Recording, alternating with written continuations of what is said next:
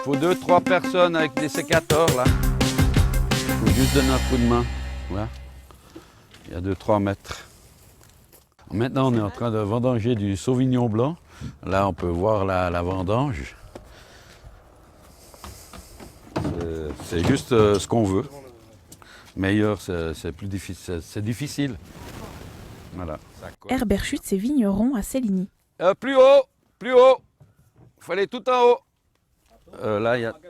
Ouais, mais là, c'est très peu, très peu.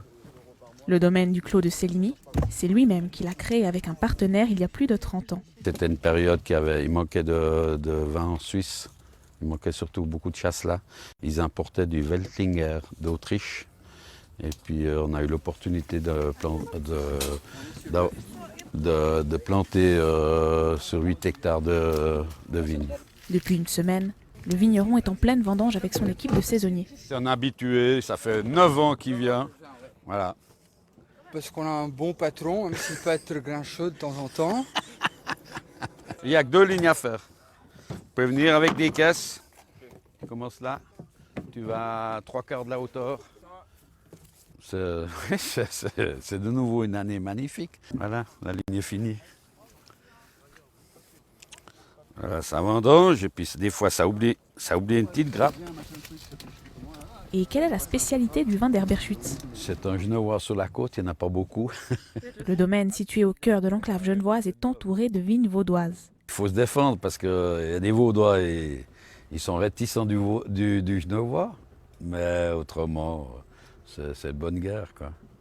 J'en ai jamais vu qui rechignaient sur mon vin. Herbert plaisante, l'entente reste de mise entre les vignobles voisins. Le genevois s'en va d'ailleurs à la rencontre de Gilles Pillou, vigneron aussi. Salut Herbert. Ça va? Et toi? Ouais. T'as commencé ces vendanges? Ouais. On a commencé mercredi passé. Bon là on avait juste cueilli les bouts de ligne. Ouais. Mais tu vois, surtout là ce côté, c'est impressionnant. Ouais. Donc ça on va y ramasser demain matin. C'est d'y vendanger à la fraîche pour qu'il soit pas trop chaud. Le domaine du château de Cran est voisin à celui du Clos de Céligny. Et pourtant, on y produit du vin vaudois. Je dirais quand même le canton de Vaud, la particularité, ces dernières années, l'a quand même démontré, c'est que c'est vraiment le chasselas qui reste le cépage roi chez nous. Mais sur Genève, c'est vrai qu'ils ont fait le choix d'opter plutôt sur de la diversité avec des cépages, beaucoup de cépages différents. C'est les premiers en fait qui se sont diversifiés. Donc ça nous a aussi poussé nous à se diversifier assez tôt. Salut. Tout bon, bon après-midi, bon vendange. Merci, puis bonne fête. À tout bientôt. Ouais. Allez, Ça roule. Ciao. Tout bon, ciao. Gilles Pillou travaille au château de Cran depuis 15 ans. En 2012, il a repris l'exploitation. Mes parents ne sont pas vignerons, donc c'est vraiment un métier passion. Autrement, je ne ferais pas ça. Moi, ce qui me passionne vraiment, c'est de travailler, de faire de A à Z le travail et justement de planter une vigne et d'avoir le fruit, de le vinifier et de le commercialiser. Donc ça, c'est vraiment quelque chose qui est passionnant, mais par contre qui demande des connaissances, des capacités dans beaucoup de domaines différents. Si son vignoble est désert en pleine période de vendange, c'est parce que le Vaudois a pris la décision de cueillir le raisin tôt le matin pour qu'il soit frais au moment de passer au pressoir. On vendange la journée quand il fait chaud, surtout sur les blancs aromatiques, on peut avoir des oxydations qui se font plus rapides. Vous voyez la différence, on est cueilli ça ce matin à 5 h du matin, on est à 15 degrés.